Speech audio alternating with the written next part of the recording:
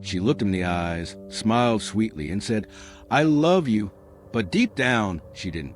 She didn't love him at all. She only loved what he could give her: a green card, a new life in America, and an escape from everything she hated. But what she didn't know was that karma listens too. James was a simple, soft-hearted man living in Chicago. 32 years old, quiet, honest, and the kind of guy who still believed in true love.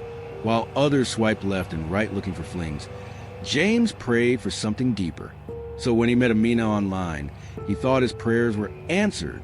She was beautiful, charming, and from Morocco. She told him how rare it was to find someone like him, kind, respectful, and sincere. And James, being the emotional soul he was, fell hard. Their late-night chats, long video calls, and voice notes full of sweet nothings made James believe he had finally found someone who saw his heart, not just his face. After 3 months, she told him she loved him. James didn't even think twice. He bought a ticket, flew across the world, and met her family.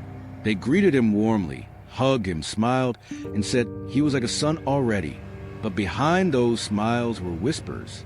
Whispers like, "He's the ticket. Just keep smiling." James didn't hear them. All he saw was love. Within weeks, he proposed. Amina cried, not tears of love, but of success. The plan was working. Soon they got married. James proudly brought her back to the U.S. and welcomed her into his modest apartment. He introduced her to his friends, cooked her favorite meals, and even saved money to buy her little gifts. But Amina had changed. She acted distant, bored, and cold. She spent more time on her phone than with him. When he asked what was wrong, she said she was just adjusting. But one night, she asked, "When will my green card arrive?" That's when James realized that was all she cared about. The day her green card came, she smiled, the first real smile in weeks. But it wasn't for James. A week later, she told him she needed space. "I think we rushed this," she said. He was heartbroken. He begged her to talk, to fix things, but she had already packed. She walked out the door without a single tear. No fight, no goodbye, just silence. James fell into depression. He stopped showing up to work, stopped answering calls, stopped smiling. His friends tried to cheer him up, but nothing worked. He wasn't just heartbroken, he was used.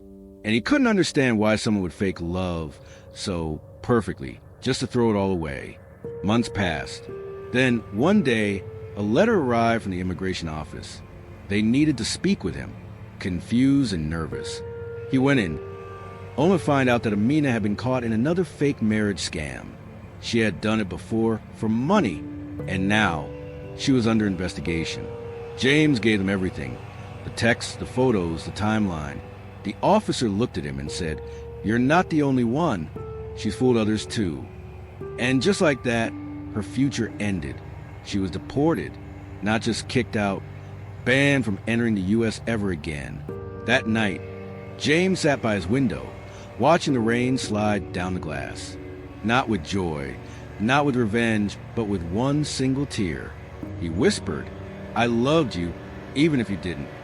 He didn't want revenge. He just wanted the love he gave to be real. Love is a sacred thing, but when it's used as a tool, it turns into poison. Amina thought she played the system, thought she could walk away untouched. But in the end, she destroyed the only person who truly cared. And in return, she lost everything. James still believes in love, but now he listens more to silences than to sweet words. Because sometimes it's not what people say that matters. It's what they hide when they're smiling. Never use love as a ladder, because when it breaks, you fall and no one's there to catch you.